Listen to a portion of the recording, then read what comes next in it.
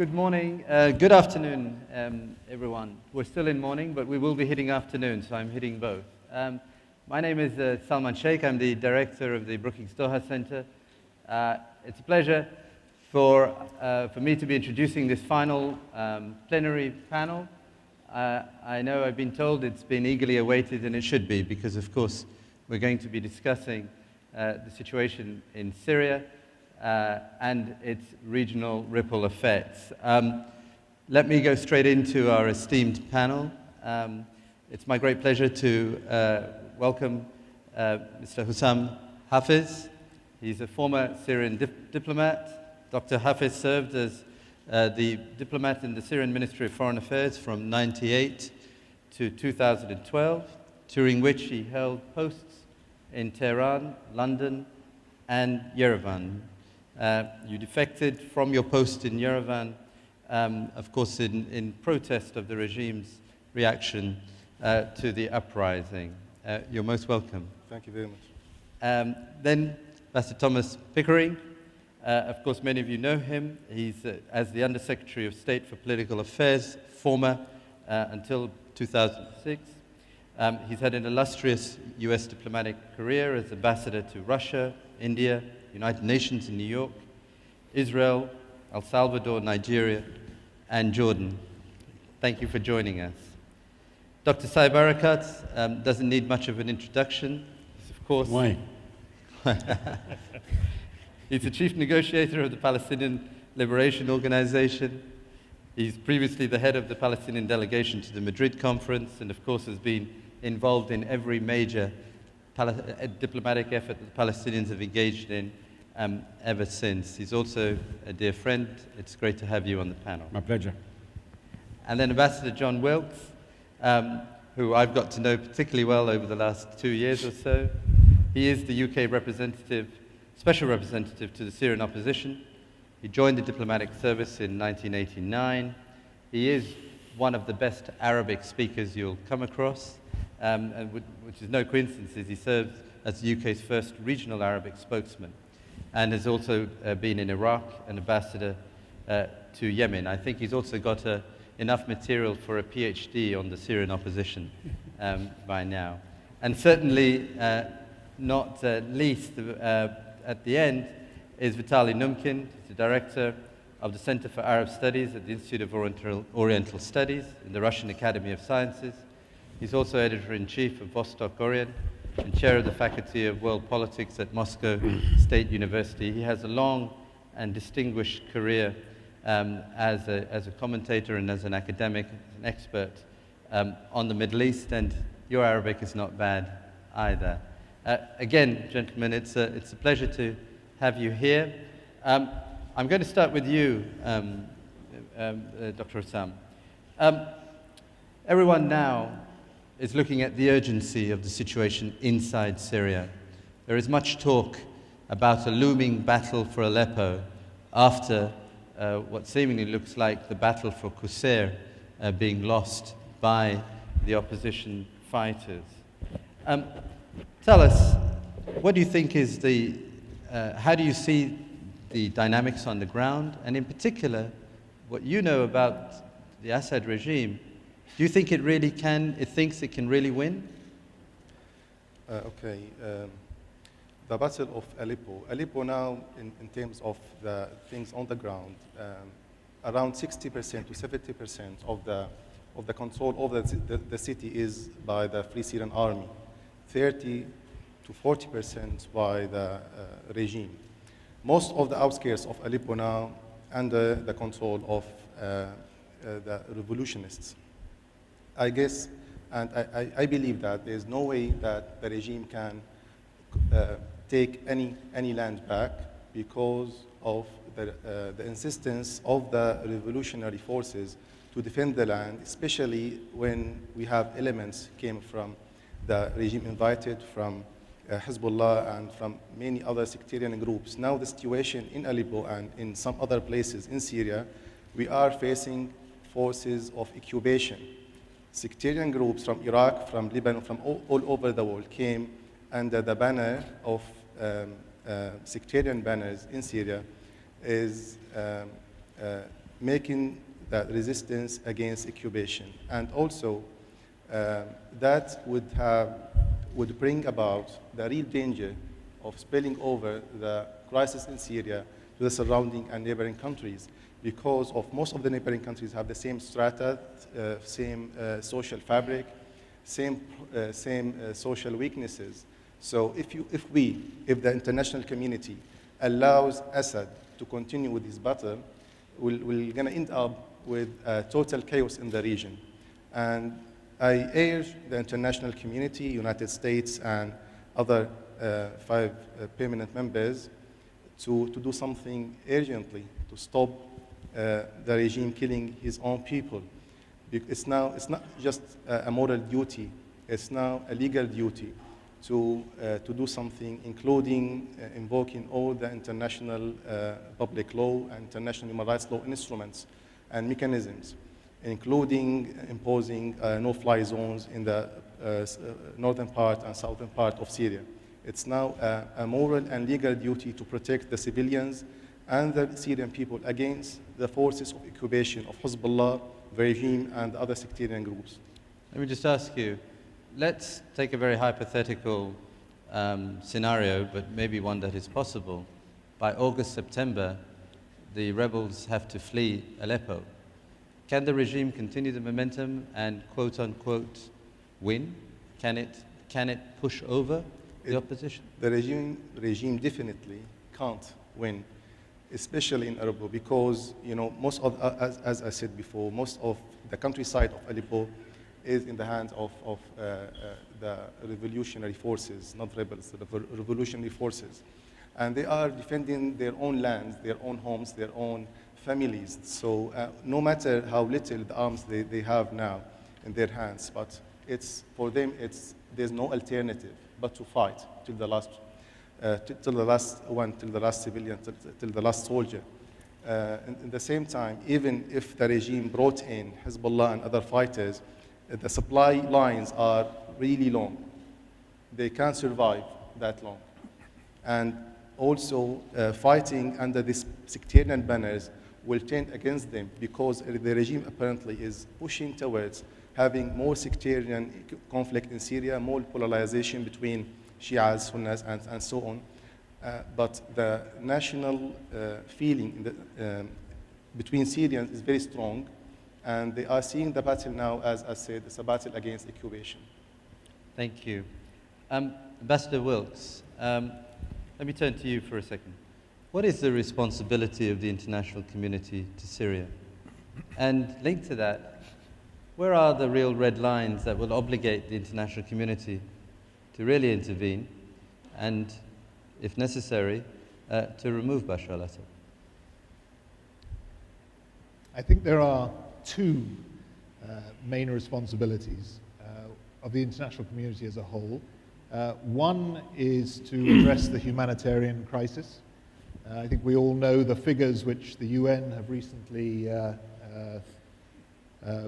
put forward, that we have 1/3 of the population in need of humanitarian assistance. We are looking at half the population displaced or refugees by the end of the year. We know the official figures for the death toll are 80,000, but that's probably on the conservative side as an estimate. So the first responsibility is for the whole of the international community to respond to the calls for, as we know, billions of dollars worth of assistance that the UN has asked for in its latest statement to keep humanitarian assistance programs going at the level required for the next 6 months. That's the first responsibility. Britain has already put in about $250,000 worth, and we will continue to respond to UN and other appeals for help. But I think the second responsibility of the international community as a whole, and we need to respond in a unified way, is to do everything we can for a political solution. Now, we all know that there's discussion over a possible meeting in Geneva, but what's clear is that there are many challenges right now to getting both sides ready to do a deal to bring this conflict to an end. And I think we need to be really honest about what are the options here. It seems clear to me that this conflict, without serious efforts to get a political solution, could go on for a long, long time. It could increase in severity. It could destroy much more in Syria and kill many more. The overspill in the region, it's already clear it's starting to destabilize neighboring countries. It is a horrific scenario to watch this happen. But when I look at the psychology, and this is the key to the debate here, how do we judge the psychology of Assad and the regime and the opposition in all its aspects? I deal with an opposition that is committed to a pluralist, democratic future for Syria. But there is a much wider opposition, including a lot of the armed groups on the ground, who have a very different vision. What is the psychology that is leading them to continue to fight? And I think we need to be very serious in our analysis of how we're going to change that psychology to get them to a negotiating table. And I'll put my cards on the table, right now, because it's extremely urgent. This escalation of the conflict is taking it to a new and more dangerous phase, more dangerous than it's ever been. Either everybody stops supplying arms to all sides, and we put a lot of diplomatic pressure on. But if any one country or set of countries refuses to do that, then I think we have to have a balance on the ground, a balance of supply to make clear that there is no military solution, that no side can achieve what for them would be a satisfactory result through the pursuit of military force. And what I fear right now is that Assad, with countries that support Assad, are going for a military victory. I don't believe it'll work, even if they make progress. I don't believe Assad can re-establish legitimacy, and I don't believe he can re-establish control over the rest of the country. So what is happening now is taking us to a more dangerous phase of this crisis, not towards a solution, but the response, I think, from the whole international community has to be to unify and increase our efforts to get this crisis onto a new trajectory. I've noticed, just to follow up for a second, I've noticed that there is a growing orthodoxy which is developing in Washington, at least in wider circles, in London, in Paris, that you need to change the military balance in this current situation in order to arrive at a political solution.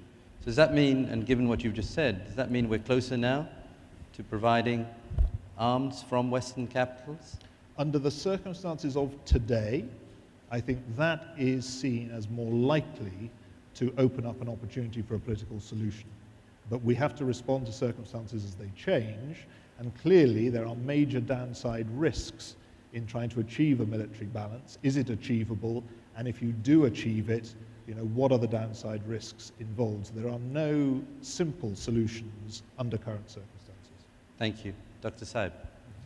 Of course, you've got broader experience in terms of what the United States should be doing, and I want to focus here also on the Palestinian issue as well.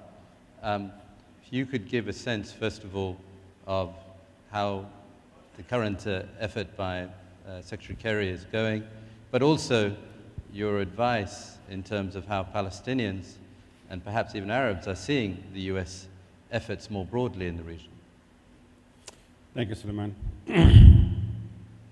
First of all, our official position as Palestinians as far as Syria is concerned and as far all the developments in the Arab countries, we have tried and continue to try to keep ourselves in the neutral zone.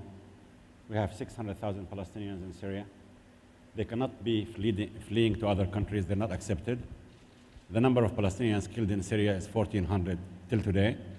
I'm not saying they're better than Syrians. We ache and mourn the Syrian death.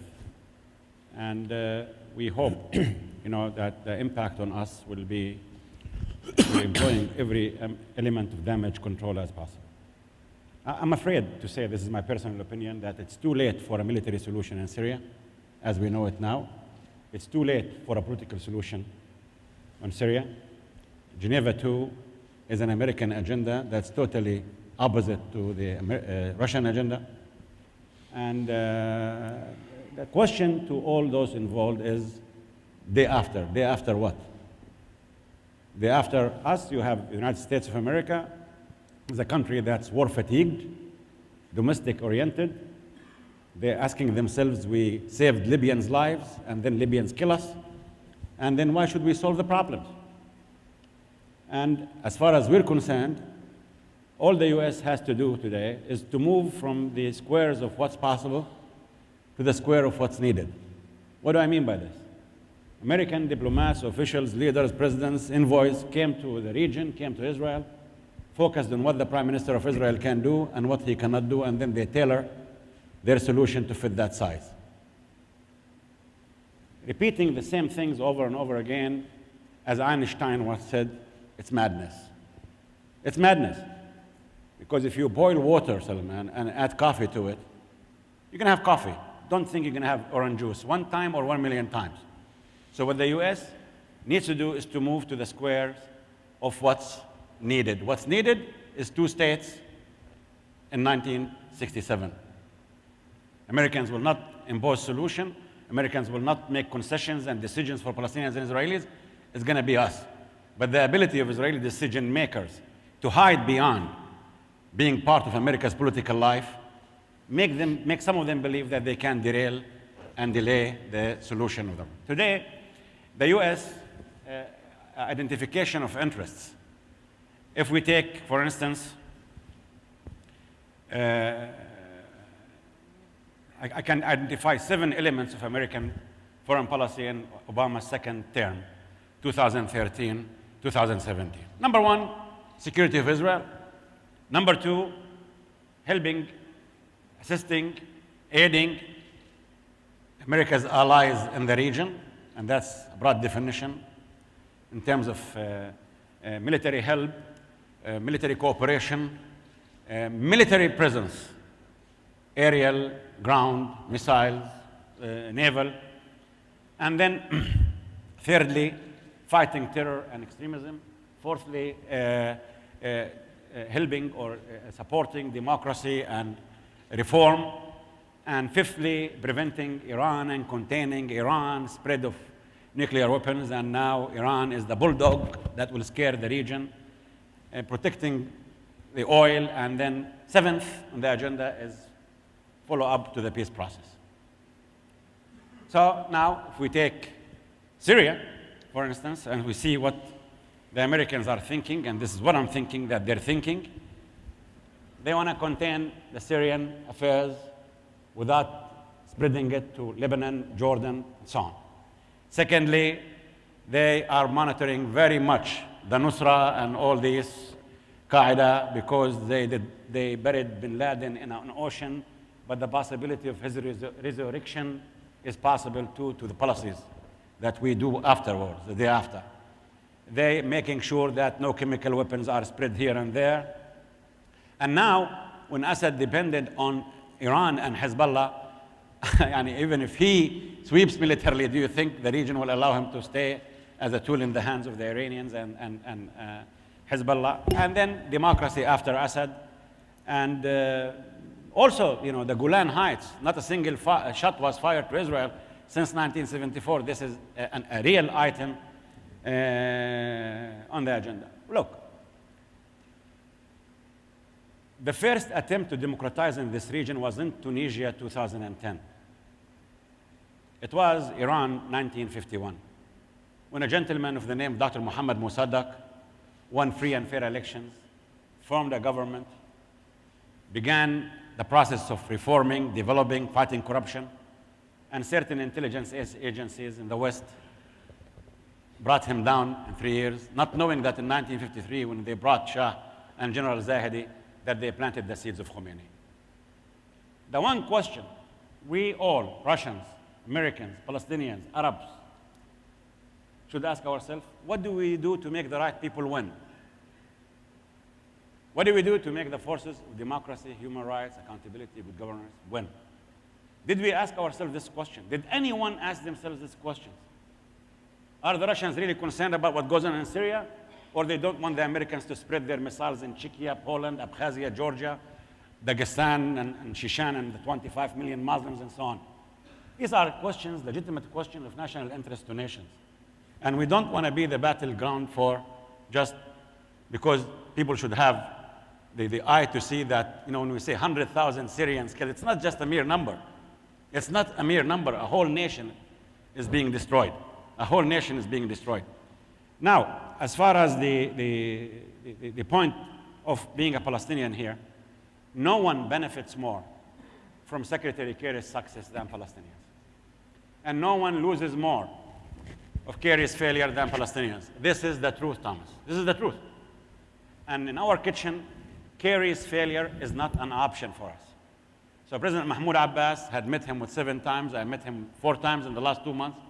And we have provided everything he asked for. Our map is with him.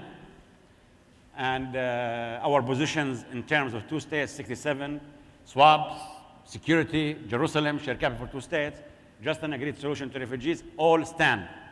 And we say it openly. Now, when we want to resume negotiations 20 years later, we did not begin yesterday. We're trying to have a clarity of what's our agenda in the negotiation. You want me to go and see Mr. Netanyahu? Fine, I'm not against negotiations. We're not against negotiations. All I want to know that the agenda of my negotiations with the Israeli side is clear. I know what is it. And today we have a prime minister of Israel who cannot utter the sentence, I accept 2 states on 1967. Anyone who says 2 states without defining the 1967 borders, that's meaningless. So, I know that the whole world has asked Mr. Kerry that since you have Abu Mazen's map, Palestinian position, Europeans, Russians, Chinese, Indians, South Africans, Arabs, Latins, they've all asked Mr. Kerry, please let us see Netanyahu's map. Let us see Netanyahu's map. I don't want to go to the negotiations and find myself in a lecturing room about what will happen if the Indian Ocean began disappearing or linking or all these crazy scenarios about threats coming from the east or Palestinians taking over Jordan or whatever scenario. I really hope that this time Secretary Kerry succeeds in putting on the table what's needed. What's needed is that the agenda is 2 states on 1967. If a prime minister of Israel cannot say this sentence, cannot say 1967, do you expect that I will talk and implement with him 1967? And then when we say, Suleiman, that he should stop settlements or release prisoners or accept 2 states 67, these are not Palestinian conditions. These are Israeli obligations, signed agreements. So what's good for me, in terms of interests, commitments, alternatives, options, all these elements that we have agreements, and then you have a government in Israel that say, no sacred dates, and if you say implement this, that's condition. Dr. Saib, just very briefly from you, how do you rate the chances of Secretary Kerry? You talked about success being in your interest, of course. Well, I think no one knows Palestinians and Israelis inside out as much as Mr. Kerry. I've known this man for 26 years. His mind is there, his heart is there, he knows it's 2 states 67. No one has his knowledge, so it's up to him. How do you find American interest today in this subject? Can it wait? Do we need another headache in this foreign policy? Well, if you look at this region, the changes in the Arab world, mark my words, it's going to be a painful road, long road, bloody road. The dust will not settle down for years, if not decades. But make no mistakes, Arabs are democratizing. I bring your attention to Europe 1848, March 15th, when after 3 weeks of heavy peaceful demonstrations in Vienna, Chancellor Metternich had to flee his palace. And 5 kingdoms fell down after him in Europe. And it took them almost 90 years for their dust to settle down. I hope that Arabs will not have their dust settled down in 90 years. I hope it will be 9 years. I'm so optimistic. Could take longer. But no one, Arabs, want to see with their eyes, want to hear with their ears, want to speak with their tongues. They're democratizing. And those who think they can maintain the old system in this region should reconsider their position. And those who think that the system is changing and they want to keep the same way of thinking, in Washington in particular, they should understand that new systems require new thinking. And the thinking here, it's what's possible. And, you know, America's borders are no longer with Canada and Mexico and the two oceans. When a nation has more than 100,000 kids spread in this region, their borders are with Turkey, Iran, Tajikistan, Uzbekistan, China, the Gulf, Saudi, Syria, and Jordan. And when the nation superpowers role changes, the regional nations changes. All I want to advise Arabs, proceed towards democracy, human rights, accountability, not because Americans are asking you, because you want to do it. We want to do it.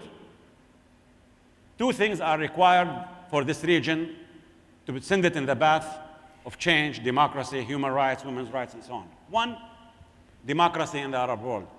And anyone who says Arabs are not ready for democracy is a racist. And no system will survive. No system will survive in the current order. I hope that people will be visionary to accommodate themselves with the coming changes.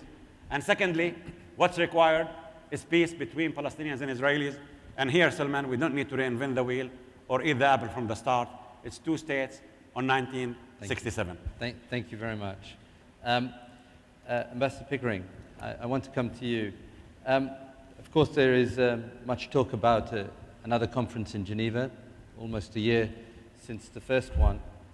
And yet, neither the opposition or oppositions or the regime look as if they are ready or in the mood to make the kind of concessions. And in fact, some would observe that whilst all this talk of peace, or not peace processing just yet, but peace is going on, people are actually preparing for more conflict and more war on the ground. What do you think can be gained out of this Geneva conference, if it happens? What is the US really expecting in this? I know you're not speaking as an American official, but I think it would be good to hear from you in terms of what is the thinking from the US side in pushing forward this idea still. Thank you so much. First, let me reiterate, I don't speak for the U.S.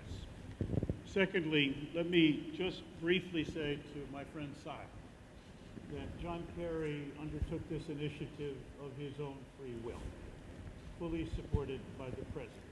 Your mic is... Well, I don't control technology, but I'm sitting on the piece of machinery here.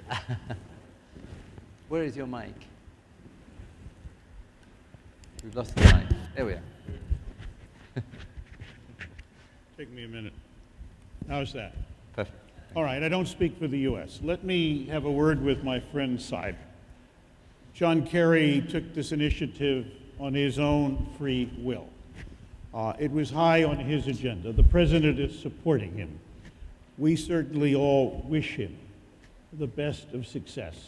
And you know and I know this is the best thing that's come along for the last 4 years. That's what I said. Or maybe the last 12 years. In any event, it's important. Salman, to your question, I won't, in answering it, ask for equal time with Said. No, But I you won't get it. want to say just a few things. I listened with interest to Dr. Hafiz. I listened with interest to Ambassador Wilkes. It seems to me that there are 4 home truths about Syria we have to face up to. One is there is no military victory on either side in sight. I'm sorry to say it because I have my own favorites. I don't want to see the Assad regime continue, but I don't see that. Secondly, I see an enormous amount of radicalization going on both sides. Jabhat al-Nusra is obviously continuing to make ground among the opposition.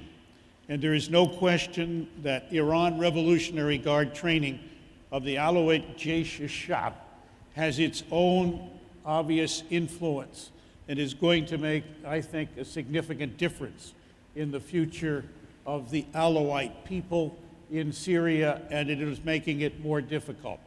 I think that the third thing is, but it should be first on the list, 100,000, 80,000, it's an absolute horror. 6,000 to 10,000 a month are dying. And with all respect to John, whatever humanitarian program we have in mind is got to be of necessity focused on the living and saving the wounded. And that's an important factor we have to keep in mind. Finally, the region is in turmoil. You've asked for the ripple effect. We can see Jordan in very bad shape, Lebanon in bad shape, Iraq mixed up in this in a messy and unhappy way, and Turkey with a very, very discombobulated southern border is not happy about either the result or the future. It seems to me that the diplomatic process has been totally undersold by everybody. People will stand up and say it's impossible, it won't work, it cannot succeed. The only heart I can take from this is that first and foremost, a Russian-US cooperation is absolutely necessary, even if it is not yet sufficient. And Vitaly can talk about it. I was in Moscow 8 weeks ago. I had the beginning of a sense that Russia too is examining this problem on the basis of the 4 hard facts that I laid out. And it is not in their interest, as well as not in my interest, not in the US interest, not in the Syrian opposition's interest, to have these 4 hard facts continue, whether they take Aleppo back or not. My sense is that Geneva has to face up to the hard realities. First and foremost, the 2 sides have to come together in Geneva. Secondly, it seems to me, as someone who is very much alarmed by the current situation, that like it or not, a humanitarian ceasefire ought to be the first objective of negotiations. To get to negotiations, preconditions from either side have to fall away. To get to negotiations, the linkage that is there, that nothing can be agreed until everything is agreed, has to go away. It cannot be the prevailing idea if you need, in fact, to stop the fighting. I agree with John entirely that the military situation when you stop fighting has to be in balance. And indeed, I would favor reinforcement of the opposition, not because I think there's a military victory in sight, but because it sends a clear message that there is no military victory in sight, and it makes the negotiating table, the next stage, so much more important. I don't know whether you can get there, but you don't know until you make a major effort, and the major players in the international community, I think, have to be brought together to bring this particular process to a close. One final point, Salman, and an important point. The result of a conference not only has to be a humanitarian ceasefire, it must address the question in the Annan plan of what is the future arrangement for transitional governance in Syria. That particular question, in my view, has 2 alternative routes. One, a negotiated arrangement between the parties. If you think a humanitarian ceasefire is tough, you've got to believe that is 20 times tougher. The other is an alternative suggested to me, interestingly enough, I'll be indiscreet and say a senior Chinese diplomat, who in fact suggested that the people of Syria need to make this choice. The only way that could possibly happen is a UN-conducted election in Syria. As hard as that may seem, that at least gives the people of Syria the option of signaling where they want to go. My sense is it ought to be for a constituent assembly or an interim parliament.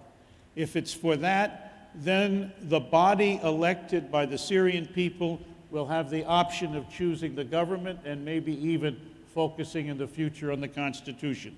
It all seems millennial, but my own view is the circumstances are so horrible, the opportunities are so sparse, the outcomes so uncertain, that we need something. And whether this set of ideas or a better set of ideas can inform the future, we need to look at the Geneva process as a way forward.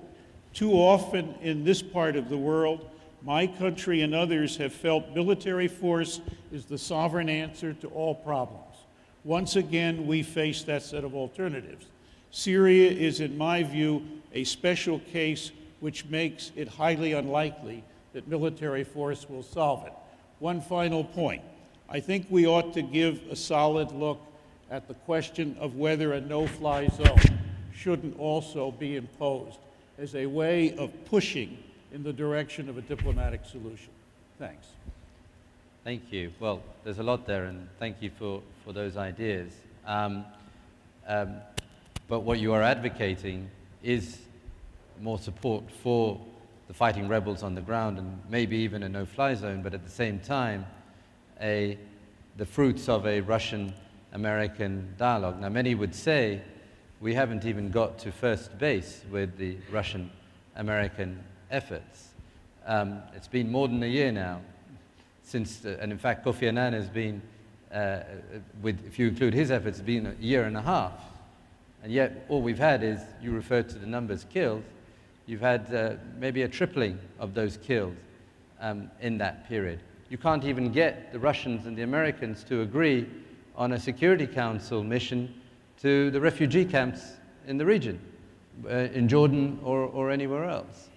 You can't get them to agree on humanitarian delivery, cross-border as well as cross-line, the kind of things which should be of mutual benefit. Is it really possible? I think that, of course, as I said, the U.S.-Russian arrangement is very important. The common denominator of agreement is at least a diplomatic conference. The negotiators now have to work to see if they can expand that. I don't know whether that can be done or not, but that is an obvious necessary precondition to moving the situation ahead. We shouldn't be blind to the difficulties, and I certainly am not, but I see the ultimate necessities of a path through this not coming on the battlefield. I can see using the battlefield to strengthen the pressures toward the kind of an arrangement that you would like to see and I would like to see. But I cannot see, in fact, a pure military victory.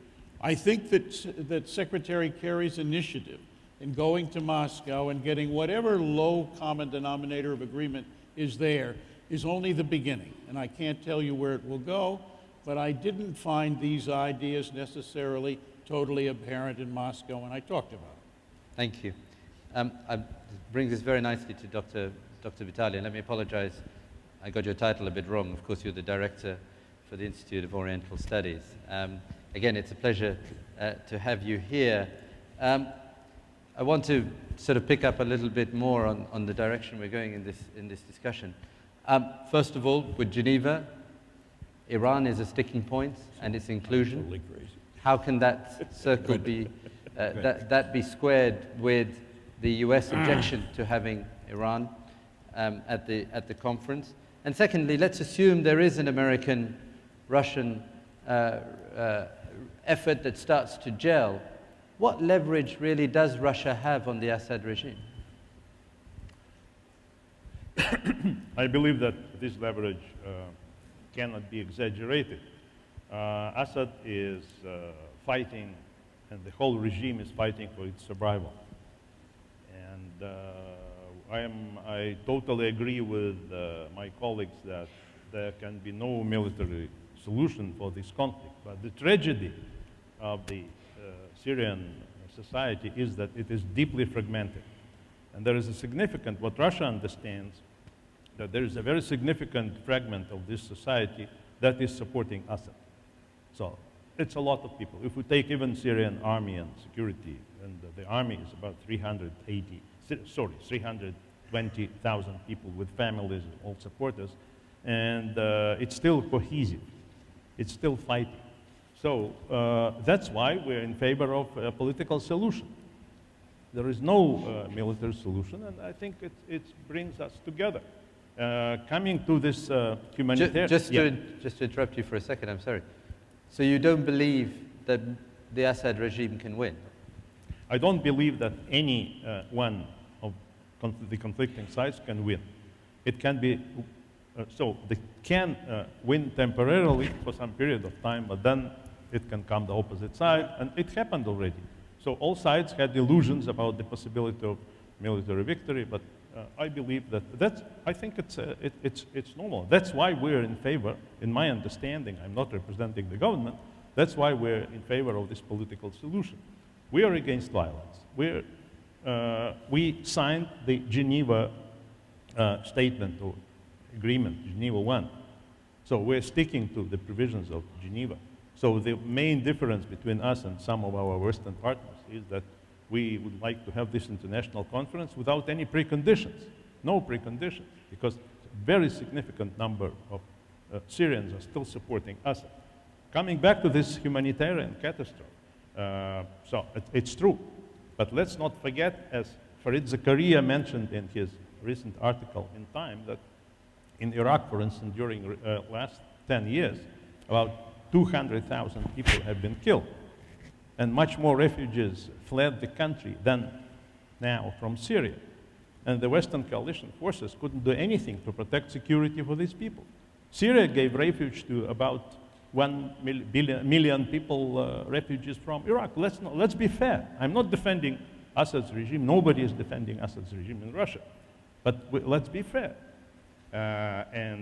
It's very difficult to do it, and Russia is already sending humanitarian aid to the refugees. So I think the present agreement between our, I think arrangement between Russia and the United States about this international conference is extremely important. The conference is a process. In my view, it cannot be done in 2 or 3 days. Let's remember Dayton. In Dayton, the people were sitting for 3 weeks behind the closed doors until they reached the agreement. So I think this is the beginning of the process. And we have not, don't exaggerate our leverage on Assad, but we've been pressing Assad and his regime. But the fate of this corporation which is ruling this country, in my view, it's not the Alawite corporation. It's much broader. Sunni bureaucracy, Sunni entrepreneurial class, and whatever. So it should be cleared out, who is going to stay there. For instance, a good friend of mine, Francois Esbour, wrote in International Herald Tribune that there will be it's important that what he said, that this political resolution, preferably without Assad, but probably not without the ruling Ba'ath Party and bureaucracy. And we had already small concession from the regime that it accepted the opposition, or whoever is coming to this conference, as a negotiating partner. I think it's very important. Dr. Vitali, just to follow up, one can understand the need for a process of dialogue. That's fine. But there is a concern out there that this process can take quite a lot of time. And meanwhile, on the ground, particularly the regime backed by its international supporters, is trying to win. And through this process, thousands, tens of thousands of people can still be killed. What leverage can Russia exert to get to a situation whereby which actually we are moving in a fashion which gives much more credibility to even what is a process? The only thing is to call for is to come to the international conference. No other leverage. We're not arming the regime by anything used against the rebels. But the intervention started there by the jihadists who came to Syria. I'm not exaggerating only their role, but I am afraid that Syria has already turned into the arena of confrontation between the Gulf and Iran. And it's said that there are Hezbollah fighters on the one hand and jihadists from the other hand. It's very bad. It's against the future of the Syrian people. We have to stop it. And it can be done only by some agreement among all significant players. We have this agreement with the Americans about the participation of Iran in the forthcoming conference. We believe that without Iran, it can be done. It can easily play a role of spoiler. I understand the feelings against Iran that are shared by many people in the Gulf. But still, Iran, in my view, should be invited there, as well as the many regional players who have influence on Syria, like Egypt, Jordan, not directly involved in this conflict, but still who are important for Saudi Arabia, of course, who are important from the point of view of having its influence on the conflicting parties. Thank you. I'll come back to you, Mr. Sam, Dr. Sam. There is, of course, now a lot of concern that the effects of this the Syrian conflict as acting as a catalyst for a full-blown religious conflict, a Sunni-Shia conflict across the region. And we've had, of course, Hezbollah's intervention, Hassan Nasrallah talking about a final victory. And then on the Sunni side, we've had Saudi Arabia's top cleric, Abdulaziz al-Sheikh, urging the government to punish Hezbollah, and of course Sheikh Qardawi here in Qatar, calling for Sunnis to wage jihad. Do we have now a situation which is beyond the Syrian, the ability of the Syrian parties to control? Are we now in a much broader based religious conflict, or is it still possible, with regards to the sectarian dimensions of this, still for the Syrian situation to have a positive effect on this? What's going on the ground now, it's quite obvious that the regime is pushing towards having sectarian conflict in Syria and to involve the whole region in that sectarian conflict. As far as the Syrian people are concerned, we are in no mood to go into sectarian conflict. We are still fighting under the national interest and national banner in Syrian national interest. However, if this conflict, if the revolution are not supported enough to topple the regime down, there will be real danger for spilling over the conflict from Syria to the surrounding states, surrounding countries, neighboring countries. I would like also to highlight and comment on some of the points that my colleagues raised. Dr. Vitali spoke about the percentage of the population that are supporting Assad. Let's be quite clear here. Very small percentage of the Syrian population are in interest of keeping Assad in the office. Assad regime is exploiting people, is blackmailing many stratas of the Syrian society by wiping out entire villages and neighborhoods, by using excessive force to keep them under his controlled areas, which is now in Syria, like it's less than 40% of the country is only still under Assad control. And at the same time, Dr. Vitali spoke about that the Russians don't really have that leverage over the Assad regime. At the same time, they continue arming the regime on almost daily armed shipments. It's unfair really to support the regime, to kill his own people, and at the same time tell the international community here that we don't have enough leverage over the Assad to tell him to step down. This is really unfair reality of the Russians. And I would say that in the Russian interest and American interest to remove this regime through political instruments. And Geneva too might be a good step, a right step in the right direction. If, as Ambassador Wilkes said, if we keep somehow a balance around the table of negotiation. You can't send the Syrian opposition delegation to the negotiation table without backing them enough. You can't send them with their back against the wall. If you want really that Geneva to succeed, you have to support them politically and in terms of military also and arms. If you want really to succeed, you have to keep that balance. Also, I would like to speak about, Dr. Saib Urekat spoke about how to identify the American interest in the region. For sure, the American interest should be revolving around keeping the national states in the region as they are now.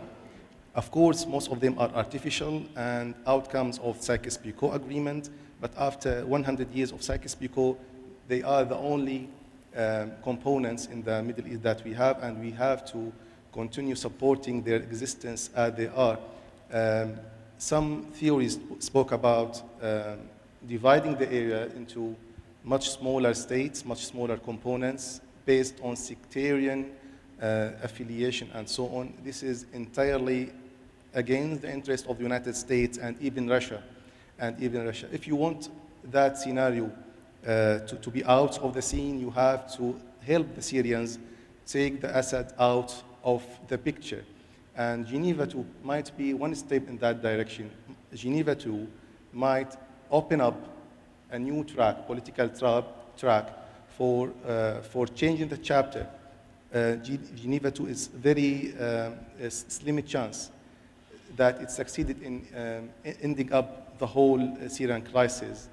But if you support the right people and you keep the balance around the table, and Russians, Iranians, and the other players used their leverage over the Syrian regime and tell him to the eye that you can't kill your people and continue being in the office, this is the only solution that is fair for the Syrian people and fair for the entire region for the future. We can't let those people who killed the Syrians, hundreds of thousands of Syrians, tortured them, killing them in a very savage and brutal way, to continue being in the office, being on the political track or military track or so on, or whatever. We have to tell them directly that Geneva is not a road for them to use their delaying tactics to prolong the conflict for forever. Geneva 2 should have a limited schedule, limited timetable, very clear timetable. From the first session, there should be sort of principles, sort of declaration of principles, declaration of will, that the outcome of Geneva should include that Assad regime should not be allowed to continue to have a governing body which is a government that control the military and security apparatus, and to have a full support of international community. Thank you.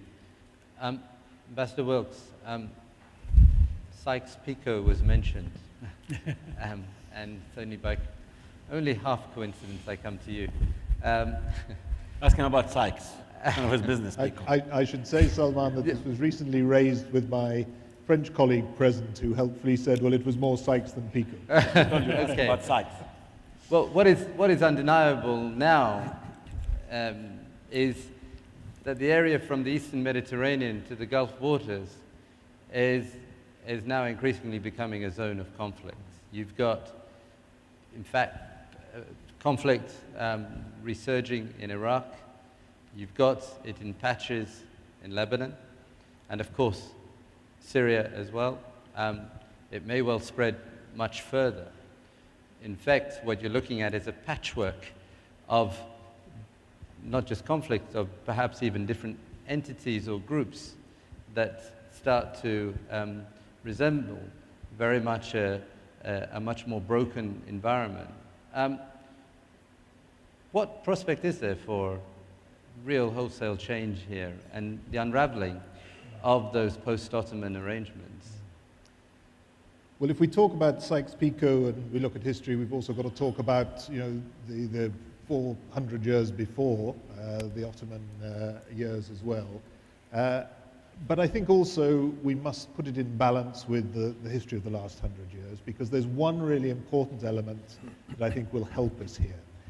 In the first round of this discussion, there is so much reason for despair, but we must hold on to those elements of hope, the constructive elements of this situation that we can all build on, and I'm sure everybody in the room agrees. And I think what we've seen in the last 100 years is that actually there has been the growth of new identities in the region, whether it's a Syrian identity or Iraqi identity or a Palestinian identity or a Jordanian identity, which actually help bridge the differences between various groups in those societies. These identities, I think, can help us to produce the sort of peaceful resolutions of conflicts that we're seeing today, and in particular in Syria. This identity is under threat because there are politicians who are attempting to create sectarian tensions. They're using the idea that they are at war with us, and so we must attack them first. And of course, that's a self-fulfilling prophecy. It sets you off on a vicious cycle of sectarian warfare. But if I could bring out two positive points from the discussion so far that I think are really important, that will help us all give a chance to a political solution. Firstly, Dr. Saeb mentioned something. You know, we have to think about who we want to win in this situation. I think it is absolutely clear that the majority of Syrians who are not involved in this conflict are who we want to win, and they want a political solution, and they want to see the regional powers and the international community come together to make that happen as soon as possible. So I think we need to be absolutely clear in our thinking on that. I don't think this is a full-blown sectarian conflict in Syria, despite the attempts of certain forces and certain politicians to turn it into one. I think the majority of Syrians still want to hold on to something that they can still remember from their lives in Syria in the last decades. But there is a window here, because sectarianism is increasing. People are feeling these threats, and it's very, very difficult to stand up for a more tolerant, open, moderate approach when your family and your belongings are being destroyed or threatened. So there is a window here which gives added urgency to the work we all have to do to achieve a political solution. I just want to bring out one other positive point, because I don't want everybody to leave this room in despair. I think when you've heard both Ambassador Pickering and Dr. Vitali, me, in fact everybody on the panel, there is a lot of common ground in the international community. Many of you will be reading in the newspapers and seeing on television the differences, and there are differences, and they are well known, but actually there is a lot of common ground, and we must intensify our efforts to build on that right now. Okay. And yet, and here I'll get Dr. Saeb and Ambassador Pickering in, and yet the Syrian conflict is driving us to the extremes. Let's take Al-Qaeda, for example. The Syrian situation has now created a vacuum of sorts for those elements to certainly gain some strength. You even have those, I guess it's been retracted to a certain degree by Al-Qaeda Central in Zahiri, sort of the announcement of the Islamist State of Iraq and the Levant, Shams. Is it possible that these extreme elements are actually going to set the agenda rather than what you are talking about, Ambassador Wilkes? And I'd welcome, Dr. Saeb, your response as well as Ambassador. Go ahead, sir. Okay. Well, first of all, I think if I look at this region's history, I think we tend to use religion a lot. And we tend to employ the fact that we are Sunni, Shiites, Alawis for achieving our political ends. As Muslims, let's face it, let's speak very frankly. Shiites and Sunnis and Alawis, they pray for the same God, fast Ramadan, pray 5 times a day, pay zakah. And then today in 2013, we have people exploding mosques, burning them over there. And you're telling me it's because some people are Shiites and some people are Sunnis? Come on. It's about the inability of this system, this status quo in this region to survive. When I said that maybe it's too late for a military solution, and it's too late for a political solution, and it's too late to maintain the status quo, and I heard Dr. Osama's appeal for the US to maintain the current borders, maybe Osama, the current borders are no longer sustainable. The current system is no longer sustainable. Things evolve. It's 100 years later. It didn't work. Our focus as Arabs should be on what is our level of education, health, universities, hospitals, well-being, way of life. Is it 2013 and we have 57% illiteracy rate in the Islamic world, with the people that began their Quran with the word Iqra, read? It's time to we as Arabs and Muslims, we should, before asking the Americans to do and the Europeans to do and so on, I'll be very frank with you guys. The year 1683, 1683, a group of Muslim soldiers sieged a small city in Europe called Vienna, Thomas. You know what? I believe we have never been forgiven since that time. And anyone who raised their heads in this region will be banged down in any way. It's time to define Western Arab relations. As I said, and maybe Martin, keep looking at me when I hear democracy and racists, those who don't believe in democracy. It's true. It's true. Arabs want to democratize. We're not different than anybody else. We cannot continue seeing with the eyes of our rulers and hearing through their ears. We cannot practice the gathering, our right to gather only in mosques on Friday. We cannot do that. And then ask why these people win the elections. It's a mandatory bath. It's time for us to address ourselves, because if we want to redefine the relations with the West based on interest-oriented calculations, we need to define what we want. What do we want? What do we want? That's the question today. Our people are asking themselves, what do we want? Why can't we have freedoms? Why can't we express thyself? Why is it that I have to continue, seeing not to see and not to hear, not to say anything? Why should I, since Muawiyah bin Abi Sufyan decided to install his son in this systematic way, we have to understand that we should understand that dictatorship is not a system of government. We should understand that democracy is not tailored to suit only the poor people. You're rich in the West, and you did not become rich without your democracies. It's time to stop saying the division is Alawi and Sunni and to employ this against this. I know that there are Alawis who are heading the opposition in Syria. There are Kurds fighting with the opposition in Syria. And I'm sure there are Sunnis fighting with Assad in Syria. It's interest. It's how people define their interest. What I want to say is that I couldn't agree more with Thomas. I said no one suffers more of Kerry's failure than us, and I don't think we could have a better chance as Palestinians. But it's not us, it's not the Arabs, it's not the Europeans, it's not the Chinese, it's not the Indians, it's not the Africans. It's a government of Israel that continues to say no to the two-state solution. That's on 67.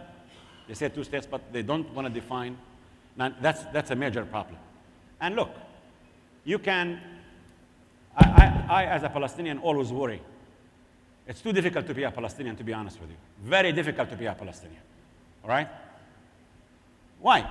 Because, Al-Qaeda, whoever bin Laden is, fight for 15 years in Afghanistan.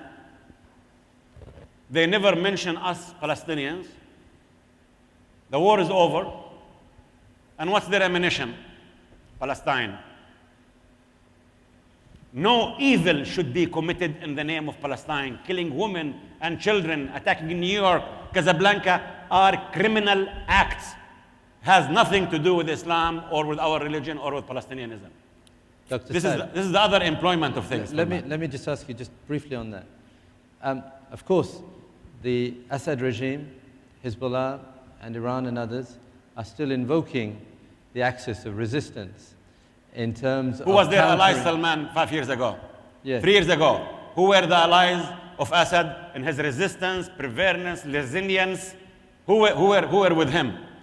Where was Khalid Mash'al? Was he sitting in my lab or was he sitting in Damascus? Who rebuilt South Lebanon? Come on, guys. I mean, ignoring facts doesn't mean they don't exist. We can sit and use these forms to really advance our thinking. Okay? I know John wants to enhance the opposition. Thomas said that he wants to. And do you think I don't want Arabs to be? As a Palestinian, the most expeditious way to return Palestine back to the map is Arabs democratizing. We know it. This is the most important thing in the advancement of Palestine. Arab democratization. We want it. And I think it's the full right of Syrians, whoever, who wants to determine their future. Thank you. And that's the point. The point is, can we sit down instead of saying, oh, we lost Qusayr, It means that Britain and France and America will start sending some arms to upset the balance. You know what? Without defining in the opposition of Syria what the day after Assad would look like, you're going to be there for a long, long, long time. Don't think that anyone would like to have Nusra or Musra or Zarqawi, Markawi in Damascus. And people, conscience is not opening for the suffering of Syrians. Get your act together. Define what you want. Act with cohesion. Learn from us and our mistakes. And maybe by doing this, you will save lives of your people and save Syria. Americans will not save Syria for you or British or anybody else. It's you. And that's the truth. Thank you. And actually we'll ask you to respond to that, but quickly, Ambassador Pickering, on the Al-Qaeda threat and the rise of extremism in the region. Is this something that can be reversed at this stage? I don't know the real answer to that. I do know a couple of things. It seems to be growing in a kind of medium of controversy and contention. It seems to be gaining ground through its ability to portray itself and act as if they're the premier fighters in this particular contest. And we see that attraction. We can only see that, obviously, through the eyes and ears of people observing from the inside. So it's very difficult. Is there a way to stop it? I certainly hope so. The gentleman sitting to my right should probably be the one to answer that question, because he knows better the Syrian opposition than I ever will. My hope is yes. My hope is the Syrian opposition will contest for the things that Saib talks so brilliantly about, and that we will have an opposition which is democratic, looks for a free Syria, a Syria that stays together, all of those things. And it's important to hold that, because that is the contending alternative position in a diplomatic conference. And in a diplomatic conference, you will find, in my sense, that the bulk of the people on the outside will support those inside who are looking for future values and relationships with which they can live, which will help stabilize the area, which will not fraction Syria into 10 small satrapies and have the same focus and effect on Iraq and on Jordan and on Lebanon. And I think those are things we need to avoid. So I think that's where the future rests. But we can't wait for days, months, and years of fighting to see that happen. I really believe that, you get diplomatic conferences when both sides exhaust themselves.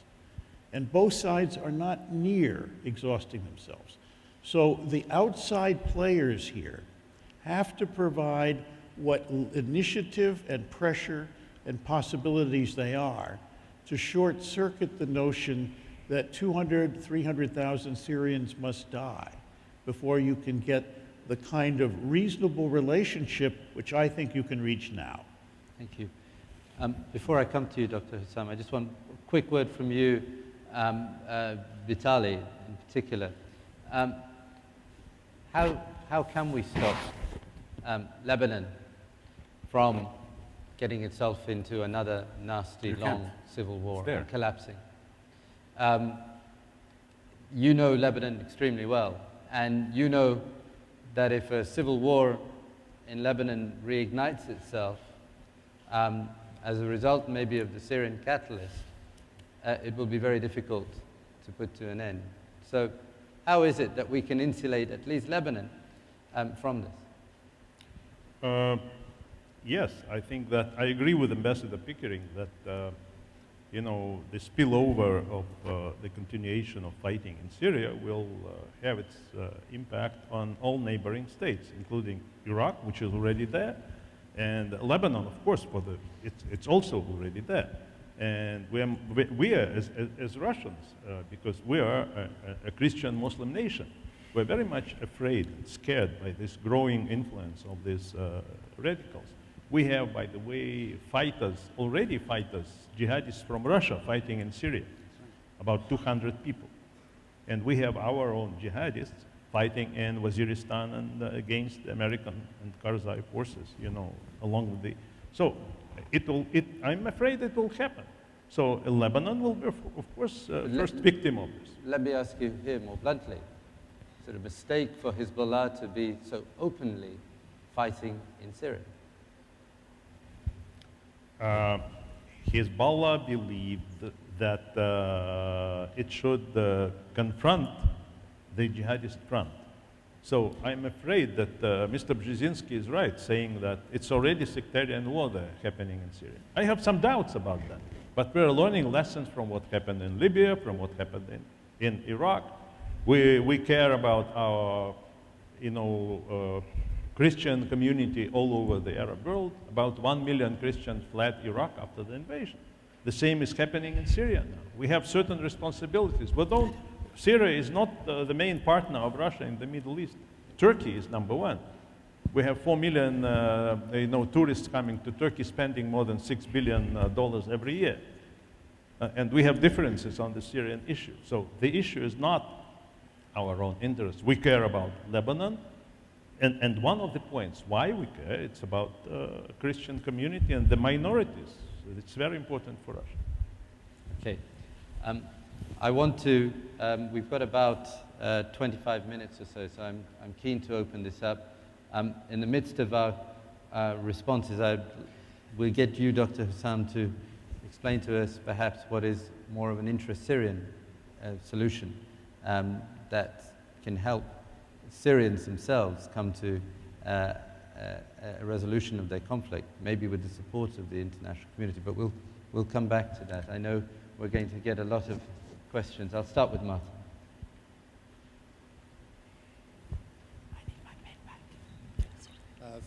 Thank you. Thank you to all the panel for a fascinating discussion. My question is a short one, and it's to Dr. Hussam and John Wilkes. Why is it so difficult for the Syrian opposition to form a united front? And what will it take for them to form that united front? Thank you. Lady just in the corner there, just behind you. I'm Hale Svandier. A question for Dr. Hafiz and one for Dr. Vitali. Dr. Hafiz, can you talk a little bit about really the Iranian involvement in Syria? Because we hear that Ambassador Pickering said they are training the Alawite. We also hear that they are very much involved with the armed forces. They have a lot of leverage on Bashar. They spend a lot of money. You have served in Iran. You know their mentality. You were part of the government, so you can elaborate on that. To Dr. Vitali, I mean, Iran has good relations with Russia. Has Russia ever tried to dissuade Iran to continue its involvement in Syria? This is one way of maybe stopping the bloodshed. Thank you. Thank you. I'll take Josh. Okay, let's start with Bruce, just in the front here, so you don't have to go very far. There. Just a very simple question to you, Vitali. Tom raised the prospect of an American no-fly zone within the context of Geneva negotiations. How do you think a no-fly zone will impact Russia's view on negotiations? Come to Josh, just in the second row there.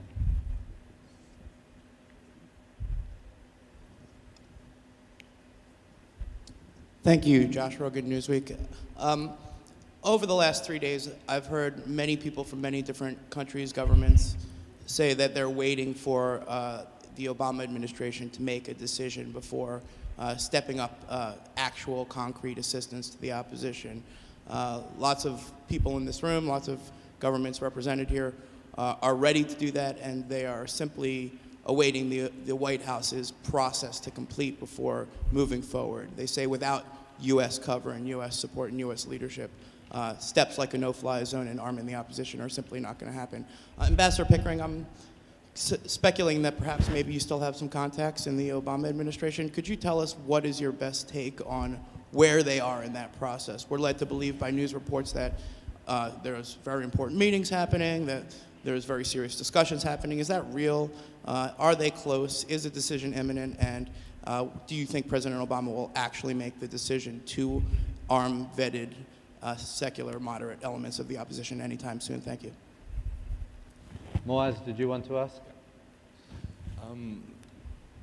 Yeah, so Moaz Mustafa, I work with the Syrian Emergency Task Force, Syrian American organization, working with the opposition. And my question is, I think everybody wants a political solution. There's nobody in Syria that doesn't want a political solution to end this conflict without the social fabric of this country being ripped apart furthermore and the institutions destroyed.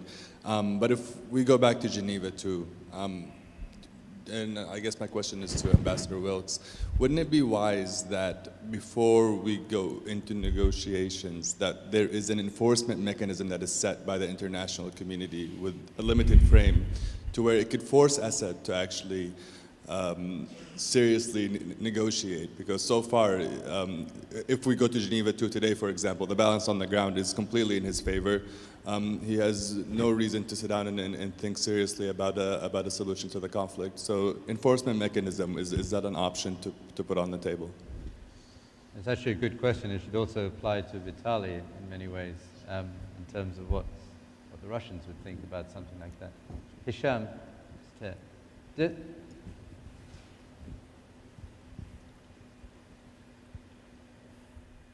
Hi, Hisham Heli from Brookings.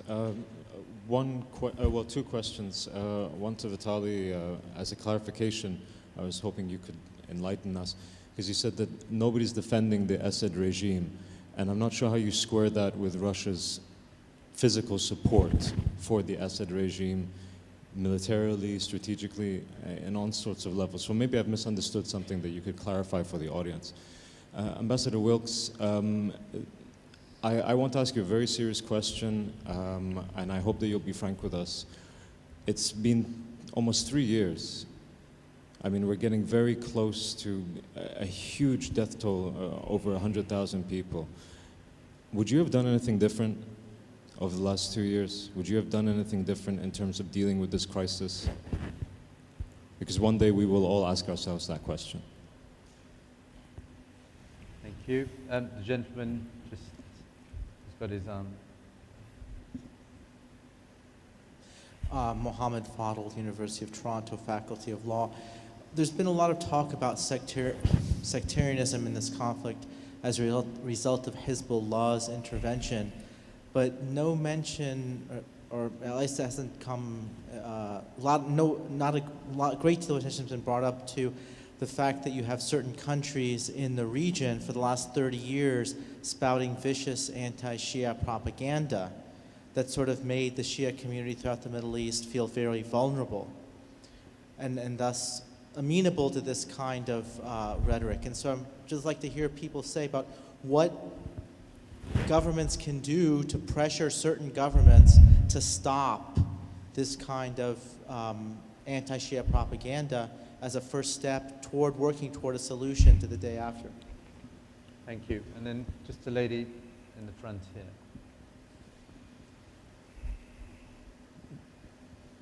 Thank you. My name is Mehrangiz Kar. I am an Iranian lawyer. And my question is very simple. And it's about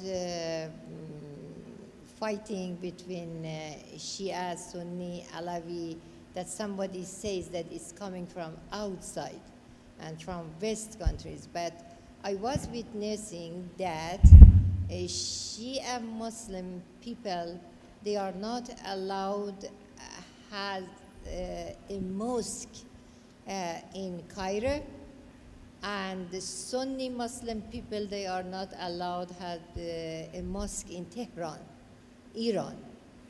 So would you please make that clear that this kind of conflict is coming from which side?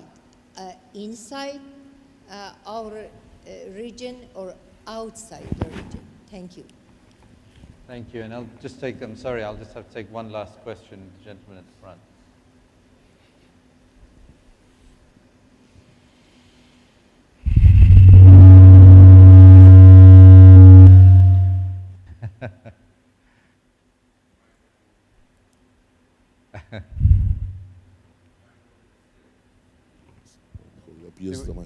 Okay.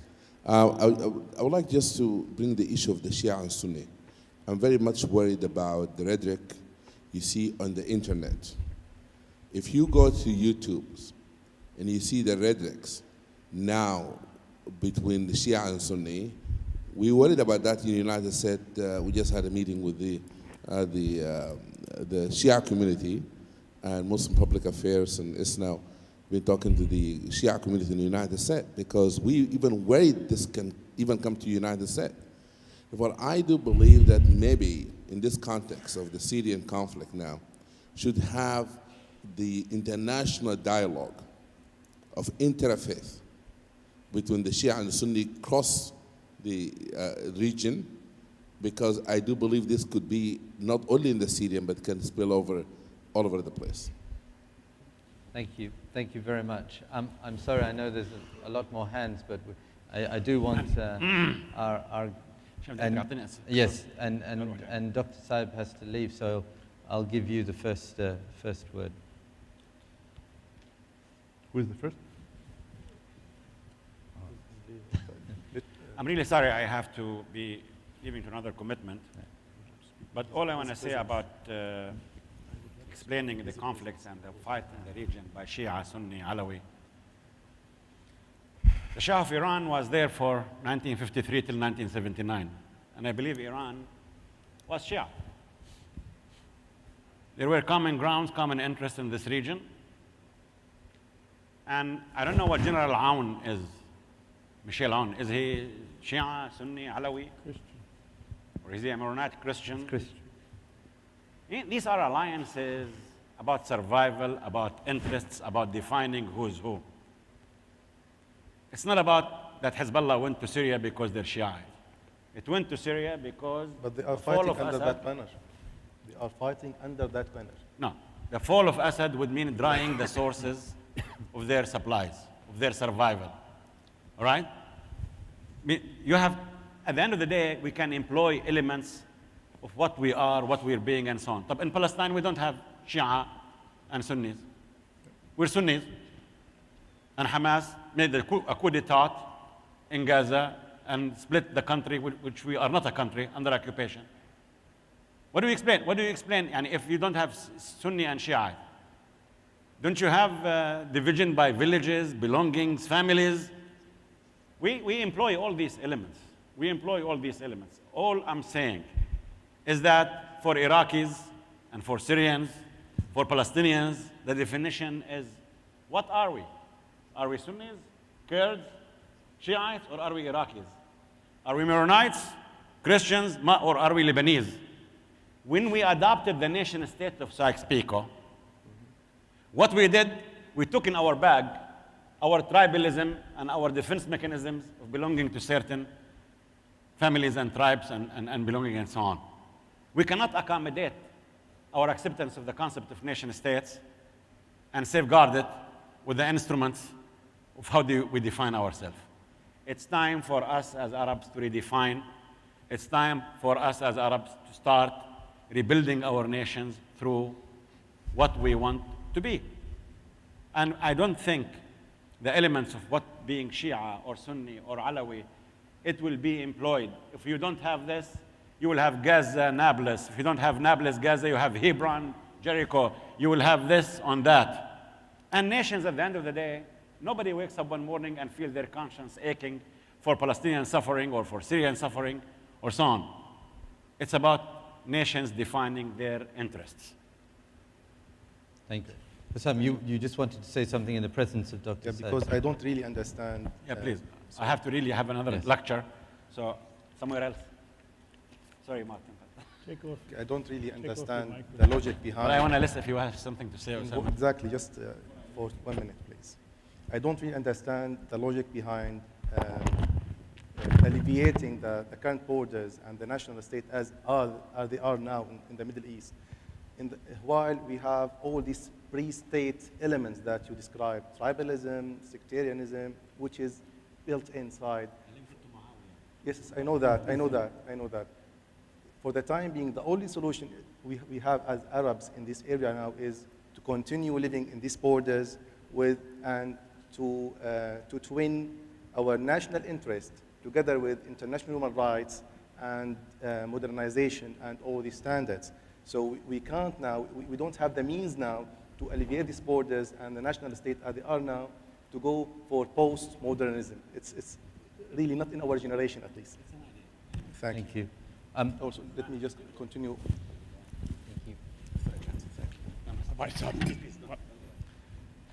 Shall I continue? I'm going to start with Vitaly and we'll come backwards and let you have the last word.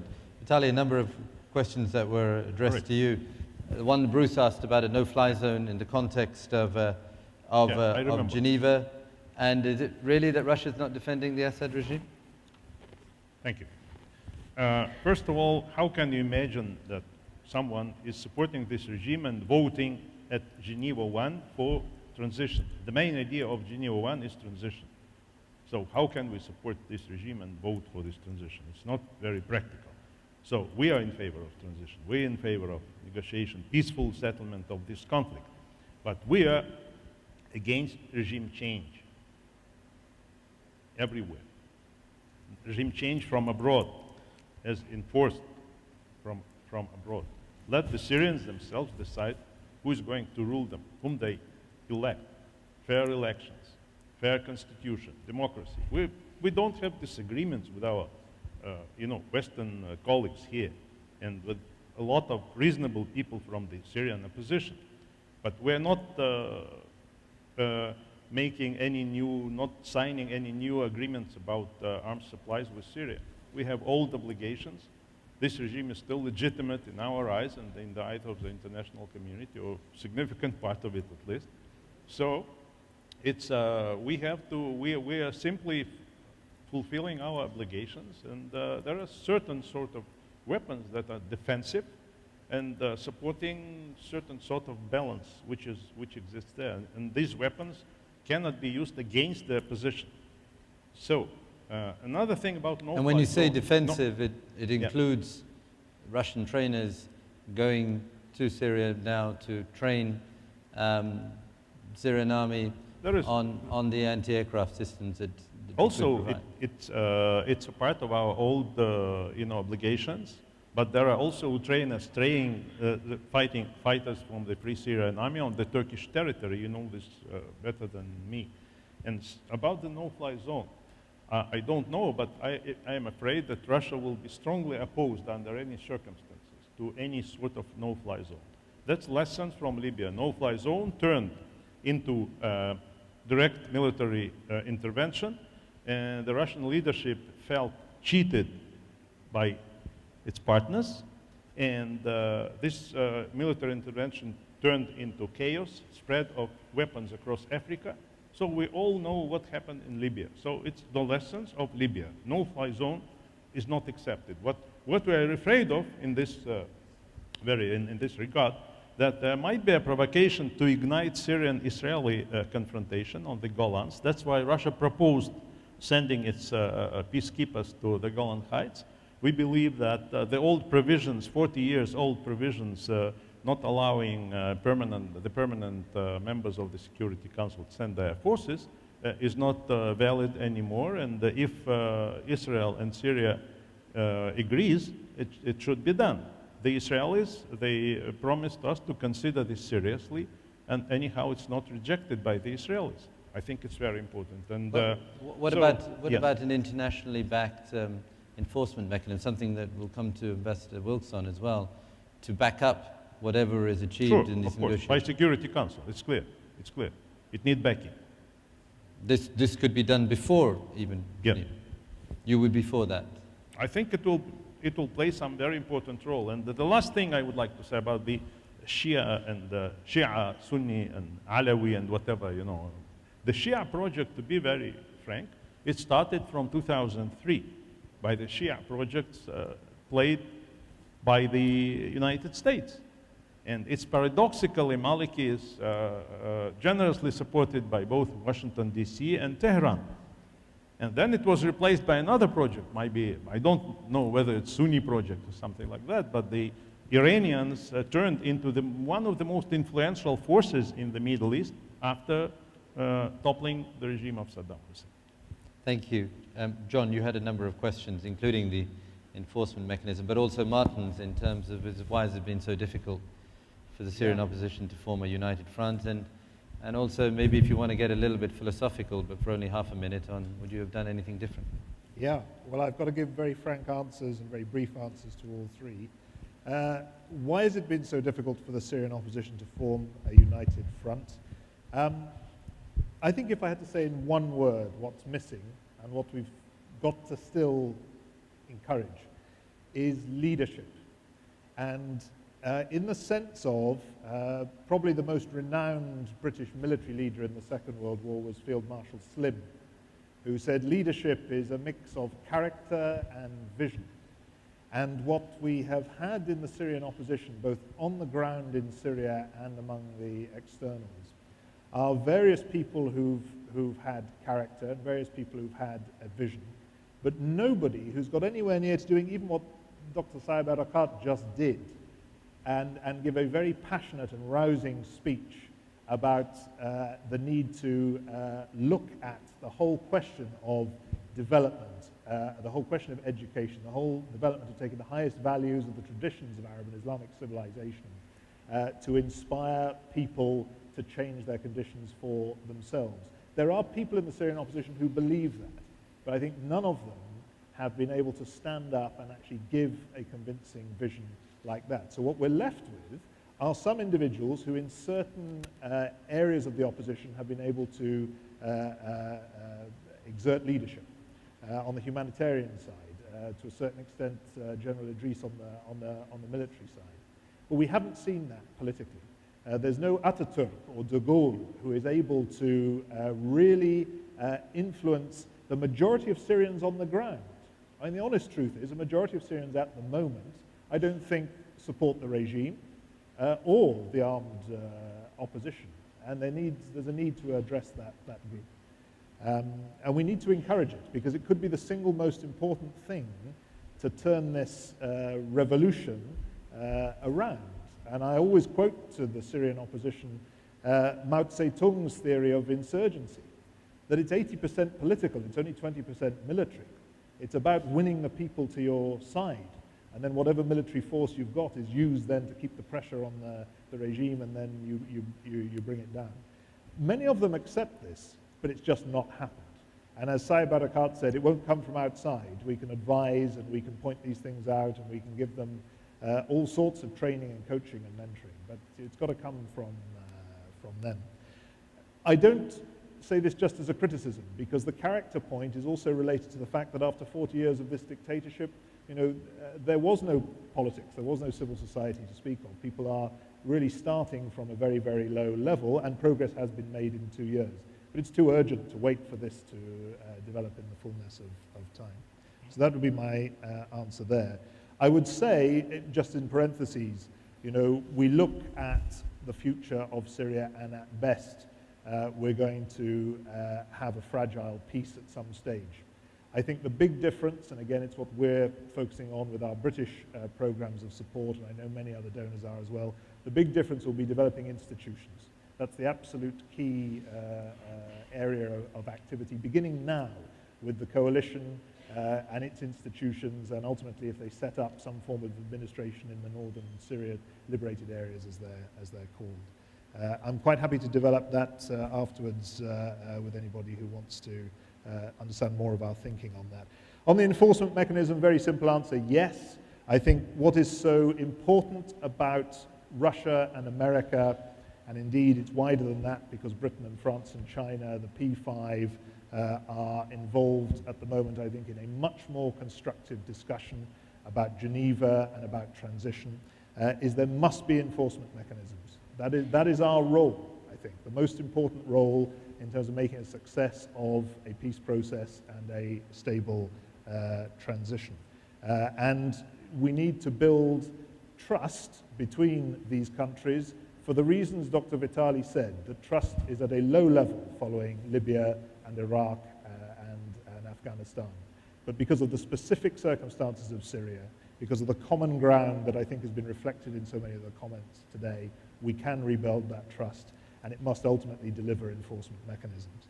And then on the question of self-criticism, sometimes this would be difficult for me to answer, frankly, because I might have personal views that it would be inappropriate for me in a public forum if they were different from Prime Minister David Cameron or Foreign Minister William Hague. But on this question, I am quite happy to practice self-criticism because it's something my Prime Minister has said that I personally agree with my day-to-day contacts with this. We did not, I think, factor into the intensity of our diplomacy, particularly at P5 level, but also in the region. The fact we could predict that 6 months down the line we would be where we are, and if we don't up this diplomatic effort, we can all predict in 6 months' time we're going to be in an even more disastrous place. I think there has been a tendency to sit and wait and see how things develop. That's not neglect necessarily. I think in the business schools, they very often talk about wicked problems. These are problems that are so complex in which there are no simple answers and maybe no good answers, that all you can do is take advantage of developments to start to make this problem slightly easier to solve. And I think people have been living in that sort of mentality. And I don't think it was good enough. And as my Prime Minister said, how will history judge us for what we have done and particularly not done in the last 12 months? The one sign of hope is that now with Russia and America sitting together, the P5 and indeed the regional core group of the Friends of Syria, all working now very intensely on Geneva, on getting a transition underway, I think we're in the right place. But did it really take a year to get there? Thank you. I'm not going to look to my right because I can see Durea creeping up on me, and we're about to run out of time, but I do want to just give you both a minute each, Sure. just to respond. Very quickly, on what's the Obama administration going to do next? I really don't know. Wana mabaraf. I think you'll have to wait and see. There are signs that it may be approaching a decision, but there are signs, because we've had them before, that it may be only considering a decision and holding off. On the Sunni-Shia problem, I wish I could agree with Saib that the nation state is now invincible, all-controlling, and all-consuming. What we are seeing is the destruction of nation states, and we're seeing forces at work, some of them religious, some of them ethnic, some of them social, some of them historical allegiances that are all playing a role. Finally, I'm delighted to hear what John had to say.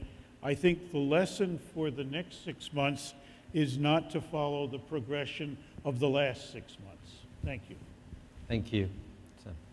Very briefly, would like to go back to the beginning when the revolution started and talking to Vitaly that it's not regime change from outside. It's started as a peaceful revolution for political change, which is a basic right for any nation.